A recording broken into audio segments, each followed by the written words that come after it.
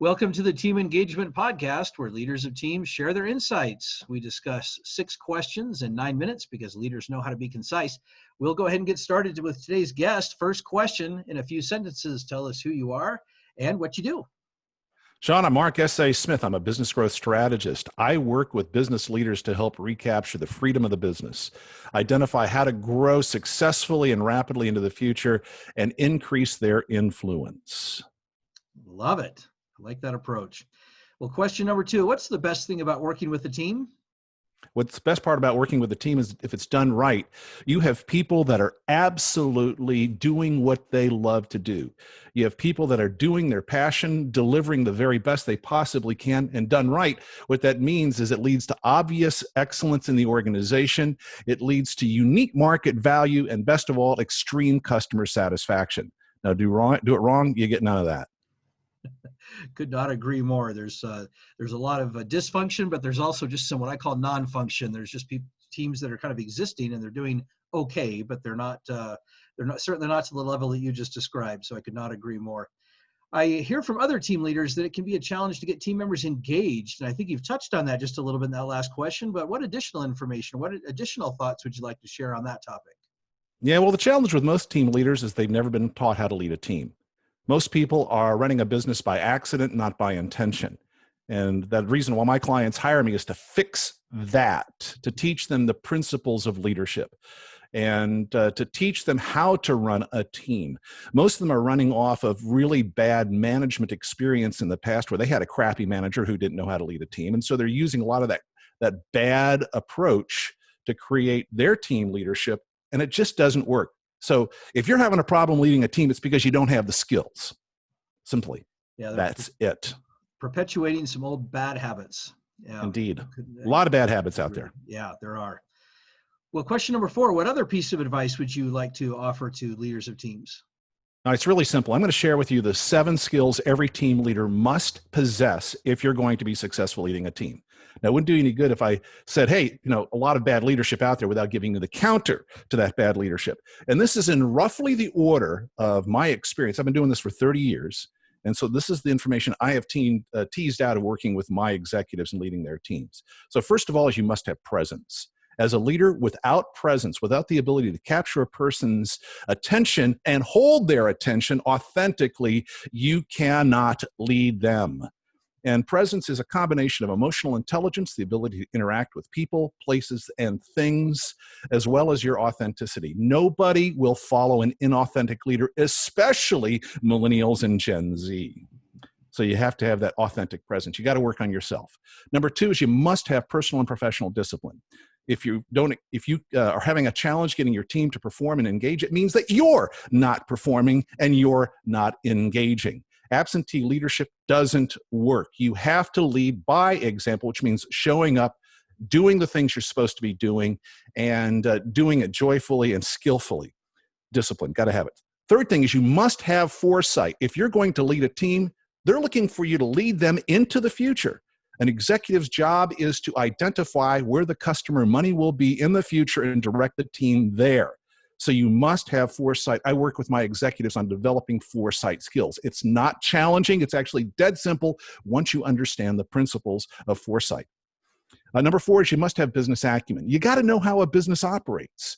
Unfortunately, a lot of team leaders don't understand business acumen. They don't understand how the pieces fit together and therefore make bad decisions impacting other departments that limit their capacity to grow and their team's capacity to believe them and their ability to lead a team. So you have to understand all the aspects of business. Now, you don't have to be a guru, but you have to understand what questions to ask and how to measure success in every one of those aspects of business acumen. I teach my clients how to do that. The 5th thing you have to have is solid communication skills. You have to understand how people process information in the moment, in the context. And this is not just Myers-Briggs type DISC stuff. That's overarching. No, this is how people process information in the moment that's dependent on the task they have at hand. This, in my opinion, is the number 1 skill required to create team building. You can't trust people if you can't trust their communication. Nothing else matters until we have that nailed. All right, so the number 6 thing is you have to have the capacity to negotiate and persuade. Leaders are negotiating all the time. We negotiate with ourselves, with our clients, with the government, with our customers, with our team, with our spouses, with our kids, with our vendors. You have to have the capacity of negotiating, because quite frankly, if your team's not engaged, it's because you haven't understood how to negotiate what they want versus what you want. Negotiating is a really critical strategic conversation for a leader. And the seventh element is you have to be able to make decisions in the absence of complete information. As a leader, we are blazing trails. We are going places we've never been before. Leaders create a future that does not yet exist using methods that have yet to be invented, where best practices have yet to be established. So without the ability to make good decisions in that environment, you will not have a team to lead. Those are what I consider to be the 7 critical aspects of team leadership. Your thoughts? Those are great comments, all 7 of them. I could not agree more. We have such a lack of leadership training in the world. I read somewhere a while back that over 58% of new managers receive no training whatsoever, let alone those that do receive it, if it's any good. And so I really like what you hit on all 7 of those points. Just could not agree more. So thank you for sharing those.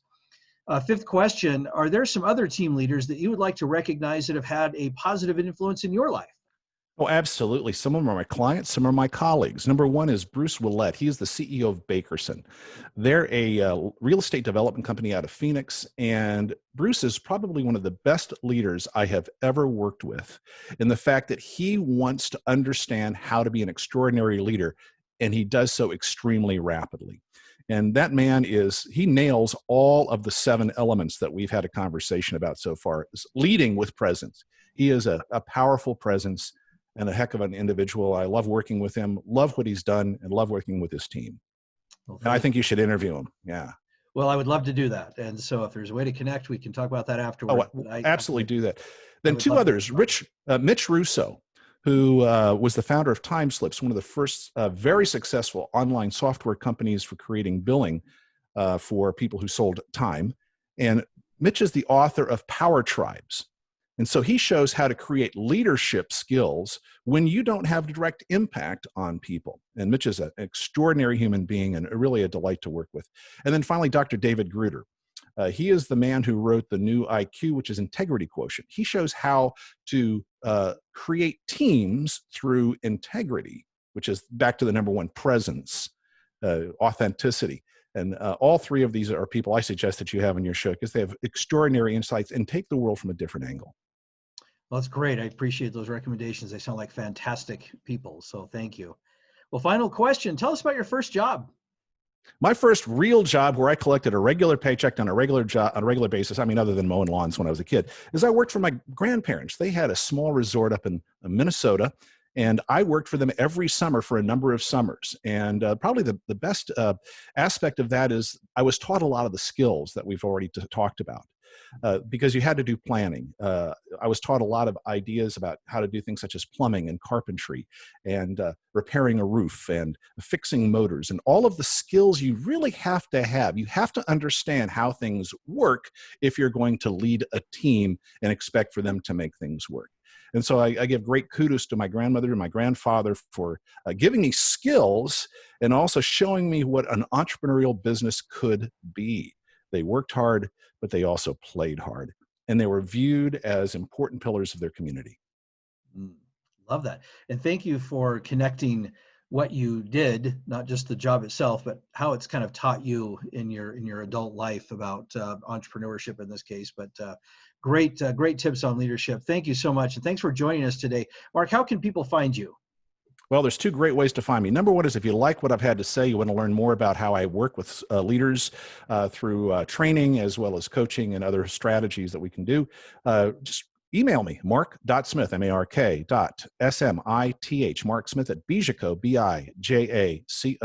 Bijaco.com. I'll be glad to give any of your listeners 20 minutes of my time to talk about their leadership and what they'd like to do to up-level it. Number 2 is connect with me on LinkedIn. And easiest way to do that is marks on LinkedIn.com, MARKS on LinkedIn.com. Take you directly to my profile. Say you heard me on Sean's show, and we will connect. And then I have 150 articles plus up there on leadership. Fantastic. Very generous information. Well, thank you so much. And thanks everyone for joining us today. This is Sean Richards with the Team Engagement Podcast, where leaders of teams share their insights.